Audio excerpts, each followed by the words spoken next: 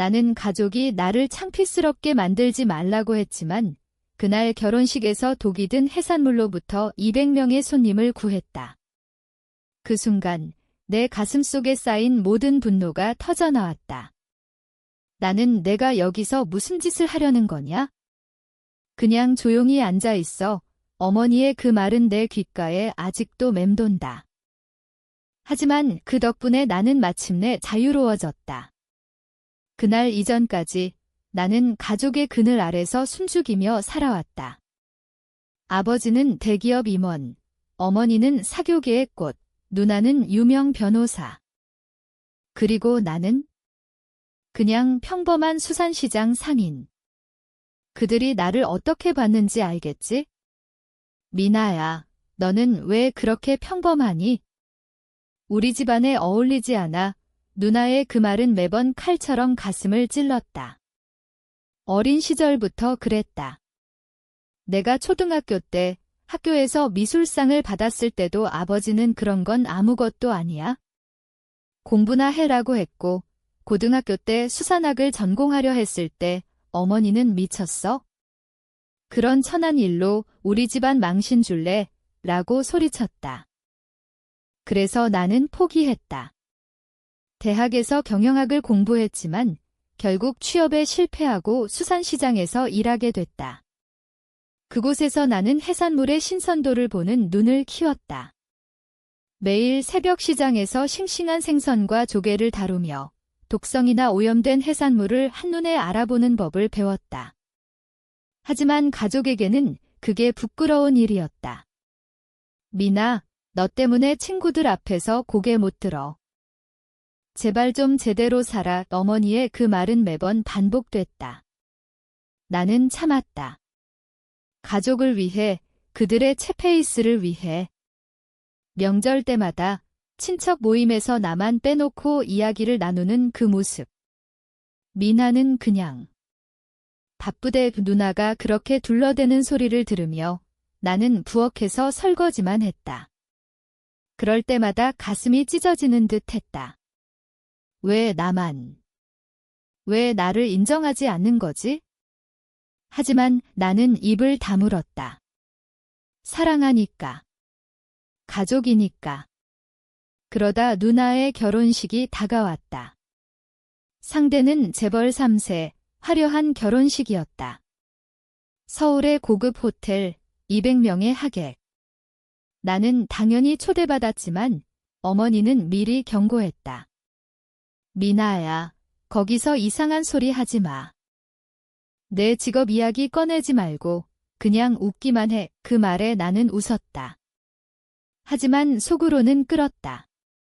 결혼식 당일 나는 조용히 앉아 있었다. 메뉴는 해산물 위주였다. 사시미, 구운 새우, 조개탕. 화려하게 차려진 음식들. 하지만 나는 한눈에 알았다. 그 사시미 접시 속 오징어가 이상했다. 색깔이 미묘하게 변해 있었고 냄새가 살짝 비렸다. 시장에서 수천 번 봤던 그 징후. 독성. 아마도 잘못 보관된 탓에 세균이 번식한 거다. 먹으면 복통, 구토, 심하면 사망할 수 있다. 나는 자리에서 일어났다. 이거 먹으면 안 돼요. 작은 목소리로 말했다. 하지만 주변 사람들이 나를 쳐다봤다. 어머니의 눈빛이 날카로웠다. 미나. 앉아. 하지만 나는 멈출 수 없었다. 그 순간 모든 억눌린 감정이 폭발했다. 나는 주방으로 달려가 셰프를 불렀다. 이 해산물 검사해봐요. 독이 있어요. 셰프는 처음에 웃었지만 내가 설명하자 얼굴이 창백해졌다. 검사 결과 정말이었다. 비브리오균 오염. 만약 그대로 나갔으면 대참사였다. 하객 200명 중 절반이 병원행. 누나의 결혼식은 망신살이 뻗쳤을 테고. 하지만 그 덕분에 나는 영웅이 됐다. 하객들이 박수를 쳤고 신랑 측에서 감사 인사를 했다. 그런데 가족은? 어머니는 나를 끌어안지 않았다. 대신 내가 왜 그런 짓을 이라고 중얼거렸다. 누나는 눈물을 흘리며 고마워. 하지만 왜 미리 말하지 않았어? 라고 했다. 미리.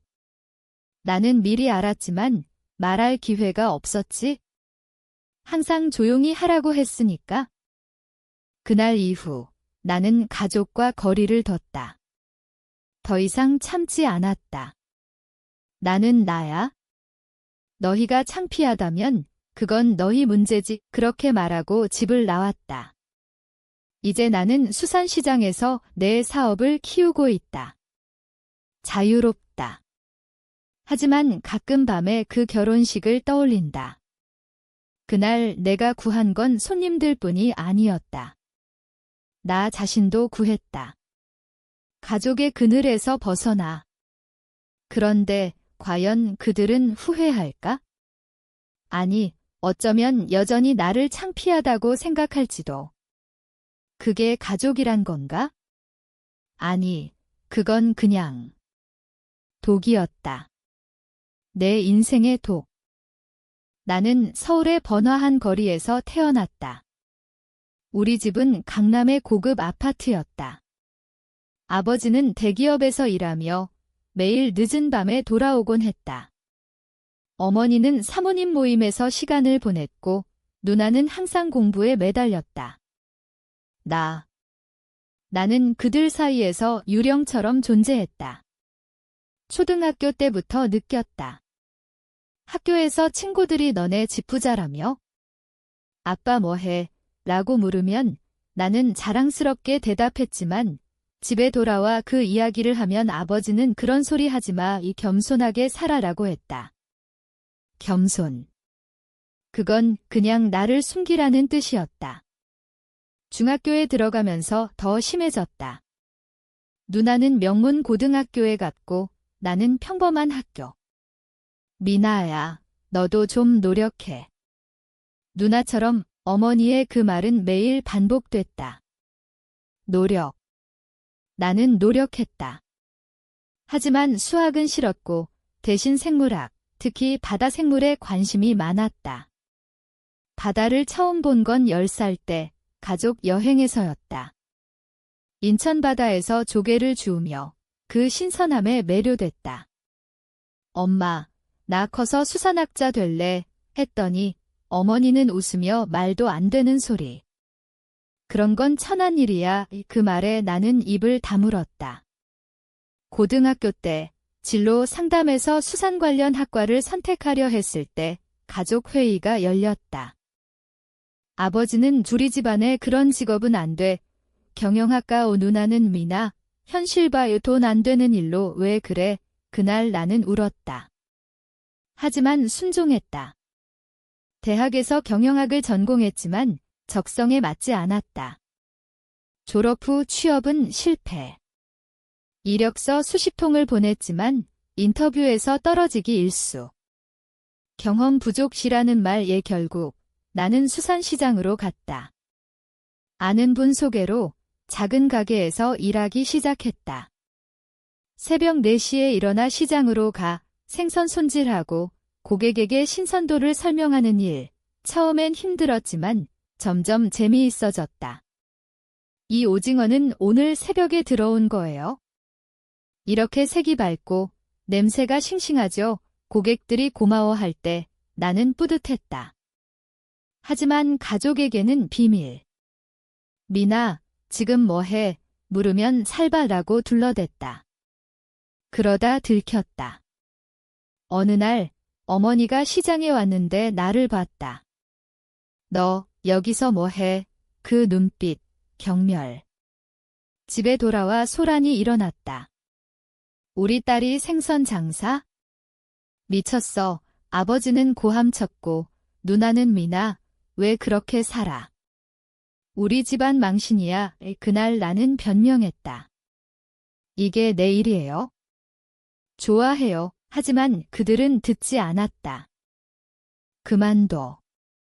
집에서 공부나 해. 나는 그만두지 않았다. 대신 더 열심히 했다.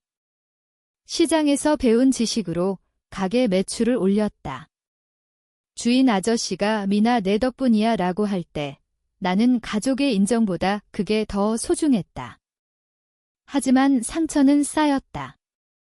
명절 때마다 친척들이 미나는 결혼 안 해 라고 물으면 어머니는 바빠서 라고 하고 나를 노려봤다. 누나의 약혼 소식이 들려왔다. 상대는 재벌가 아들. 이번 결혼으로 우리 집안이 더 올라갈 거야. 아버지가 뿌듯해했다. 나는 축하했다. 하지만 속으로는 서운했다. 미나, 너도 좀 도와. 결혼식 준비 누나가 말했다. 도와. 나는 메뉴를 봤다. 해산물 위주.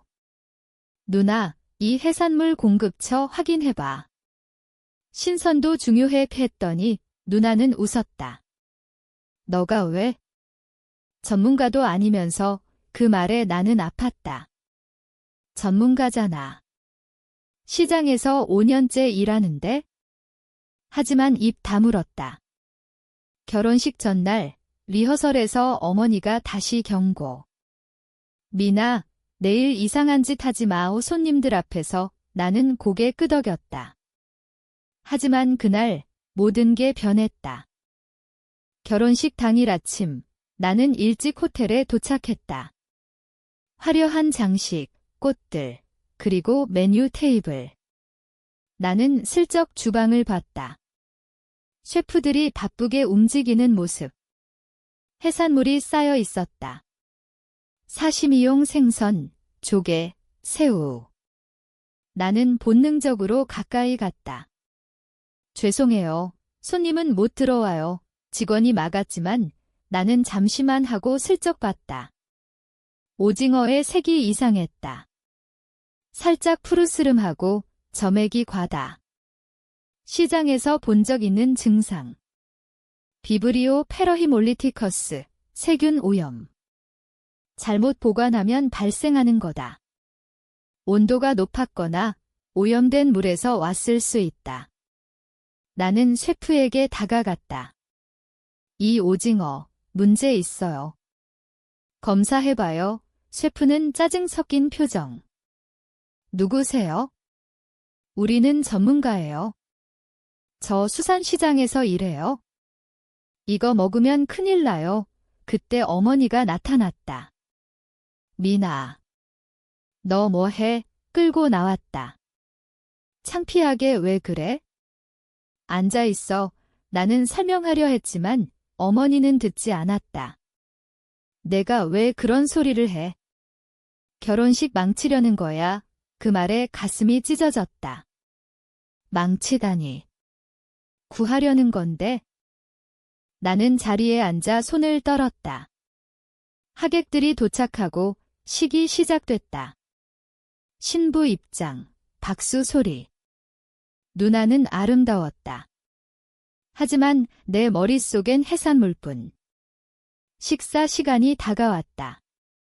첫 번째 코스, 사시미. 접시가 나가기 시작했다. 나는 참을 수 없었다. 자리에서 일어났다.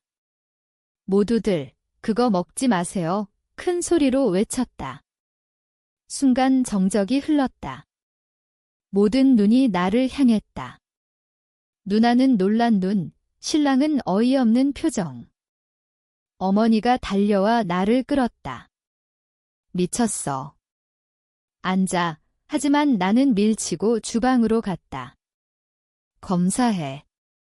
지금 셰프가 마지못해 테스트 키트로 확인. 결과, 양성. 세균 오염. 호텔 매니저가 창백해졌다. 이럴 수가. 의식사는 중단됐다. 대체 메뉴로 급히 바꿨다. 하객들은 동요했지만 설명을 듣고 안도했다. 누가 알아봤어요? 누군가 물었다. 저, 미나예요. 셰프가 말했다. 박수가 터졌다. 고마워요. 생명을 구했네. 신랑 측 아버지가 나에게 다가와 인사했다. 덕분에 큰일 피했어요. 감사합니다. 그 순간 나는 눈물이 났다. 인정받는 기분. 하지만 가족은? 아버지는 멀찌감치 서서 고개 숙였고 누나는 울면서 미나? 미안, 어머니는 아무 말 없이 서 있었다. 식이 끝난 후 가족 모임. 미나, 내가 왜 그랬어? 아버지가 물었다. 왜? 구한 거잖아요.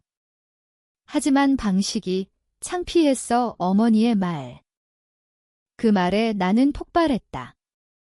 창피. 항상 나만 창피한가 봐요. 내가 일하는 거, 내 지식 다 창피해. 그럼 왜 초대했어요? 눈물이 흘렀다. 나는 가족을 위해 참았어요. 하지만 더 이상 안 해. 나는 짐을 챙겨 나왔다. 그날 이후 연락이 왔다. 누나의 미안해, 미나. 내가 옳았어. 하지만 늦었다. 나는 시장으로 돌아갔다. 사업을 확장했다. 이제 내 가게는 유명하다. 신선도 전문가로 불린다. 가족. 가끔 생각난다. 그들은 후회할까? 어머니의 전화. 미나, 집에 와. 하지만 나는 가지 않는다. 이제 나는 나 자신이다. 그 독에서 벗어났다. 그런데 가족이란 게 정말 그런 건가? 사랑이란 이름으로 상처 주기,